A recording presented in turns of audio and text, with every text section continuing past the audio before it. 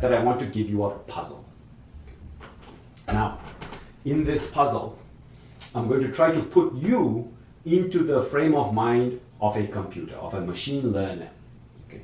Now, it's going to be a visual puzzle, so if I ask you to tell me in a picture whether or not there's a tree, you will have no problem. And that's because you have a huge experience. Okay.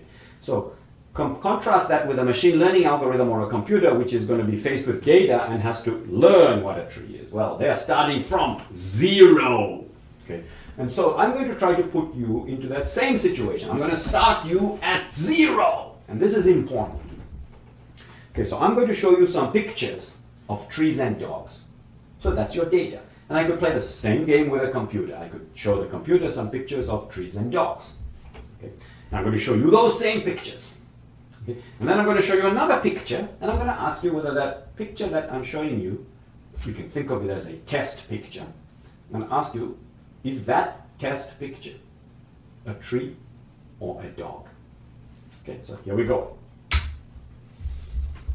So on the top row, I'm showing you some pictures of dogs. On the bottom row, I'm showing you some pictures of trees.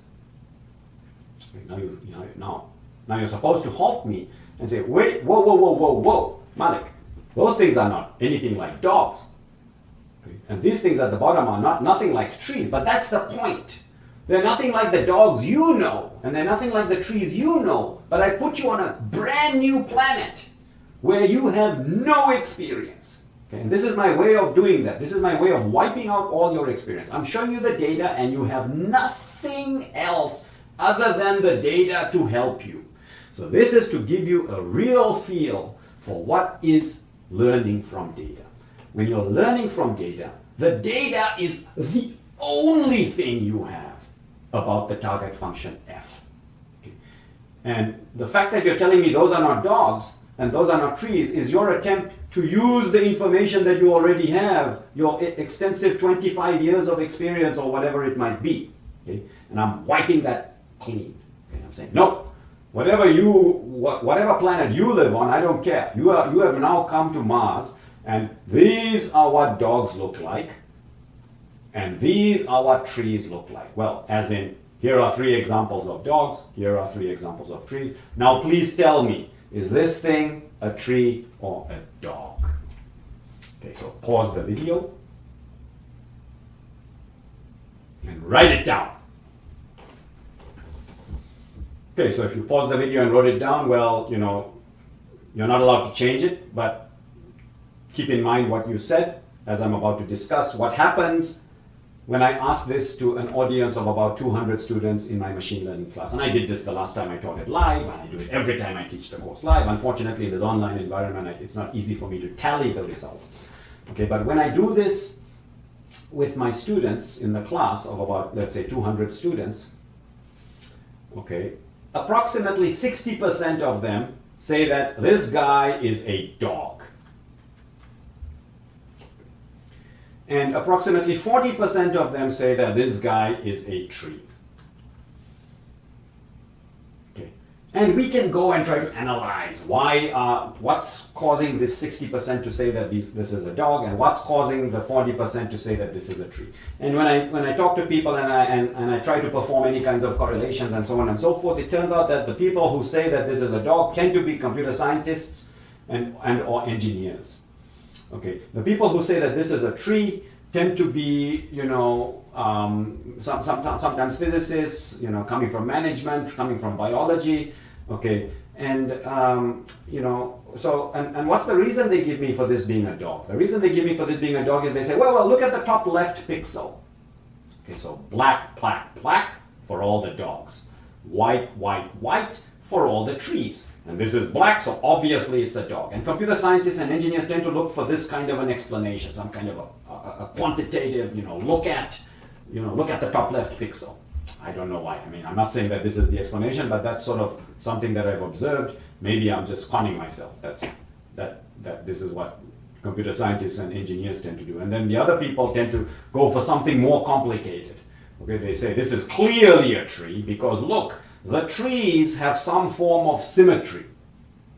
Okay, and the dogs look like totally random things. Okay, like almost like an amorphous image. So if it's an amorphous image, it's a dog, but if there's some kind of structured pattern / symmetry, then it's a tree. And then you ask, well, what do you mean by symmetry? Oh, I don't know what I mean by symmetry, but so that's using experience in some sense. I don't know what I mean by symmetry, but you know what I mean. It's symmetry. Okay. So I said, well, I don't really know what you mean, but I sort of I'll play along. Okay, and then they claim that according to whatever intuitive definition of symmetry they are talking about, this thing has symmetry, and so clearly it's a tree. Well, symmetry, it turns out, is a very complicated concept, and they are using a very complicated rule in order to classify a tree or dog, as opposed to the computer scientists who are using a very simple rule. So which is right? I'm not going to tell you which is right. I'm not going to tell you is it a tree or a dog. Okay. Because that wasn't the point of this whole exercise, even though I spent some minutes on it. The point of this whole exercise is that 40% of you would say that it's a tree. I don't care why you said it's a tree. Okay? 40% of you said it's a tree. And 60% of you said it's a dog. I don't care why you say it's a dog, but 60% of you say it's a dog. And so I'm going to, summarize in this way. Okay, I gave you some data. In this case, it happens to be 6 pieces of data. Okay, and then I presented with you a test point, which is the scenario of learning. So you can do whatever you want on the data. You can learn from the data and say it's a top left pixel. You can learn from the data and say it's all about symmetry. Whatever you learned, I don't care. Okay, because that's going to be your way of explaining the data. But when I come to a test point, approximately half of you say one thing, and approximately the other half say another thing. Okay, so now why is this interesting? Okay, why this is interesting is that it is sort of a working assumption that the human is the planet's supreme learner. Okay. Now, the purpose of this course is to try and pin down learning so that we can get a machine to learn. Okay, but what's our gold standard? Our gold standard is the human. So we're trying to get machines to learn and be able to do things that humans who learn can do. And if the world's supreme learner cannot agree about what this test point is, then how can we hope to build a machine learning algorithm that does so? That is the puzzle. Okay. And indeed, it is the case. I mean, we cannot fault either of those sets of humans. The set that said it's a tree, well, it could be a tree if symmetry is the right target function. Okay. It could be a dog if top left pixel is the right target function. The point is that it's impossible to break that tie. Okay. Because both could be right from a theoretical perspective. Okay. So we then said, well, let's not appeal to the theoretical perspective. Let's appeal to humans who are the world's best learners. Okay. And let's see what they say. And they don't agree. This is a problem. So from the theoretical perspective, either could be right. And the world's best learners can't break that tie. They don't agree that it's a tree or a dog. So there's something fundamental that we need to pin down. Okay? Otherwise, it looks like learning is not possible. And indeed, we should suspect that how is it possible that a small finite data set like this can tell us how to predict on unseen data. And if the target function f is truly unknown, okay, then its value outside the data can truly be anything. So how does the data help you in any way whatsoever in predicting outside the data? And why do we care about predicting outside the data? Because that was the fundamental definition of what it means to learn. So here we have a puzzle, and we better resolve this puzzle, or else the course is over. Or else we say you cannot learn, you cannot predict outside the data. So, but learning is alive and well, so something is going on and we need to pin it down. Okay, see you next time.